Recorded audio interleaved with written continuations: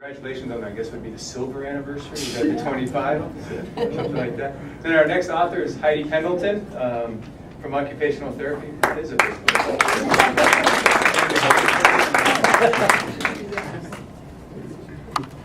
Well, this is our tome, and it's called Pedretti's Occupational Therapy. And many of you may remember Lorraine Pedretti. She was my professor, and she was the originator of the Pedretti textbook. And I guess I inherited it, but it was through a kind of a serendipitous experience. But it was something that I remember her teaching. Always, when I was in practice, I remembered her teaching, and it resonated with what I was seeing with the clients that I was working with. So yes, it is a textbook, but it's also an opportunity to introduce topics and concerns that you want your future students to learn and to consider when they're working with their clients. So it's not just, you'll learn how to treat a person with a spinal cord injury, you'll learn how to operate upper extremity prosthesis, you'll learn how to measure range of motion, you'll learn how to treat all kinds of different disabilities. But it really does let you influence the tone. For example, I was able to put in the language and etiquette of disability. So how to present people with disabilities in a positive manner. The history of the disability movement, understanding what transpired throughout history with attitudes towards people with disabilities. Considering the psychosocial concerns of people with disabilities, so to make sure that we don't just see it as a clinical experience. Also, portraying people with disabilities in a compelling manner through presenting case studies and threading those through the different chapters so that the students really see it from an individual's perspective. So it's not just treatment in a vacuum, it really is towards an individual and the concerns the typical concerns that come up. And then you're also as an editor, you're able to update and include new chapters. In this particular edition, we now have a chapter on the wounded warriors from our latest wars and the enormity of the symptoms and the disabilities that we're seeing and the concerns that have to be addressed with these populations is really important. Also, there's some unexpected benefits that I think that you, as an editor, at least I wasn't aware of. And one of it was meeting and identifying experts throughout one's profession and being able to learn from them. And not only are you helping them to become, mentoring we've talked about, but you're mentoring them with their writing and helping them to see what they have to present, but you're also learning so much about them or from them. It also kind of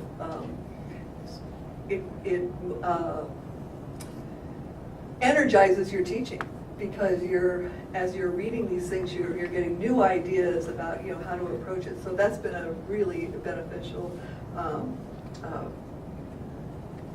unexpected offshoot for me. And then students are so proud of their faculty that in our book, of course, many of my colleagues who are here today, I see some of you here that have written chapters or edited chapters. Students are so proud to see their faculty name in a textbook or on the cover of a book. It makes them feel, that pride at San Jose State University. Not to toot our horn too much, but this is one of the, and I believe the Kara McRae book too, one of the 10 top textbooks used in occupational therapy throughout the United States and actually the world. It's a great opportunity. Some students call it their Bible, and so they use that, so that's kind of fun to see. Not just a doorstop, it can be a Bible.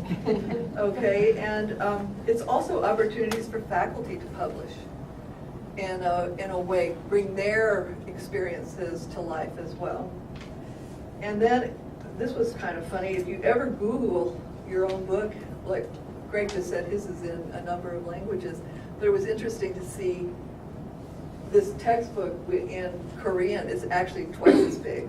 And I know that really is a doorstop and or coffee table. And but it's interesting to see it in all the different languages as well. So and I really thank the Dean's office and everybody for the opportunity to talk. I think this is great. We've learned so much from everybody else. But thank you very much.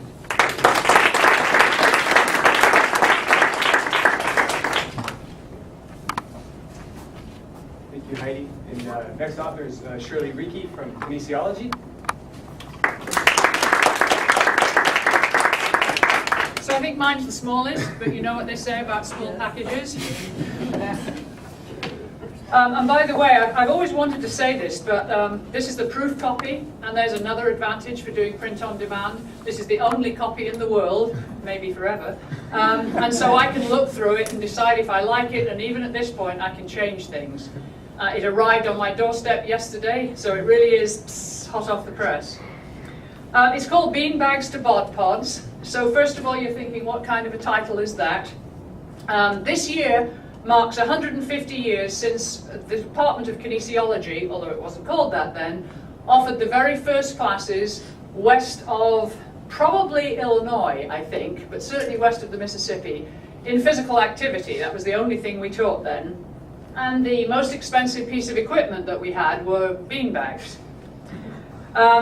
So we think we've kind of been a leader because we were the first department. Obviously, we started in 1862, if you've been doing your math, 150 years ago.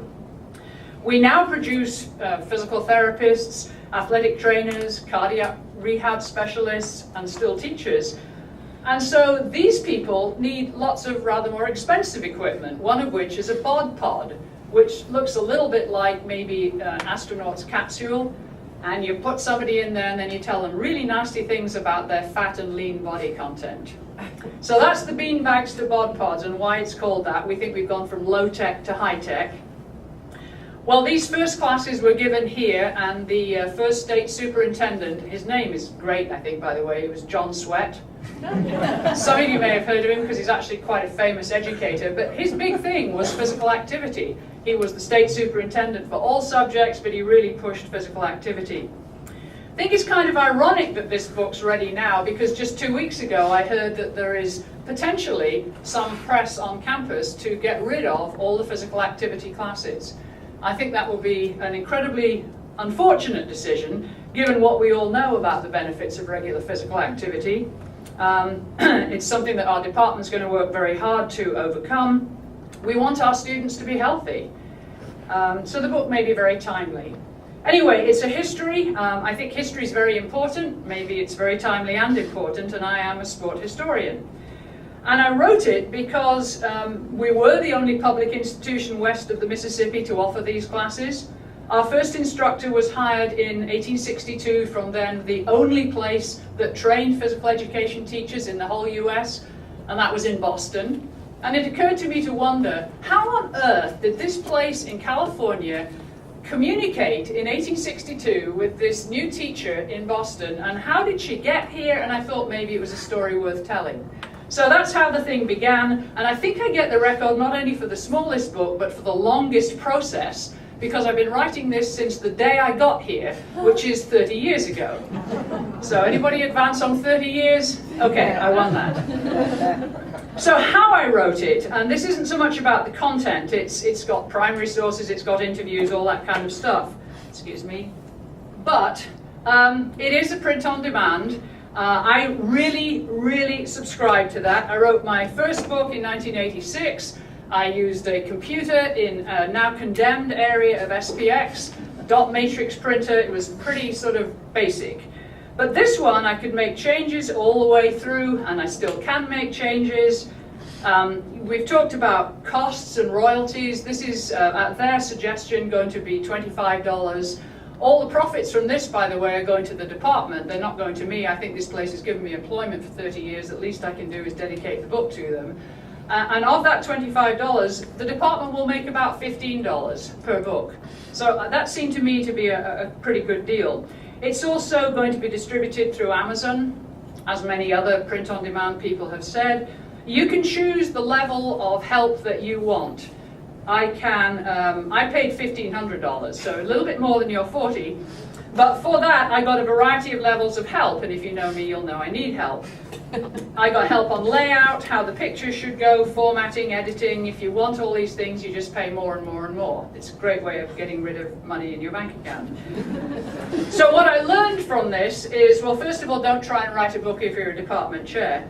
But more seriously, I really would suggest that you do consider print on demand, as you've heard from a lot of people, but you've got to talk with other authors who've used that particular publisher, because some of them are better than others, without any question.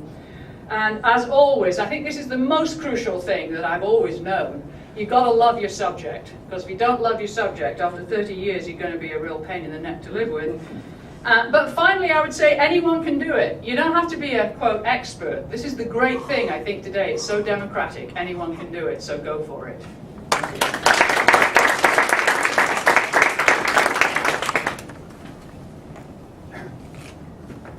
Well, apparently a little bit of competition coming in there in terms of the longest writing and smallest book and all of that. We're so competitive. Just a little bit, just a tad bit competitive.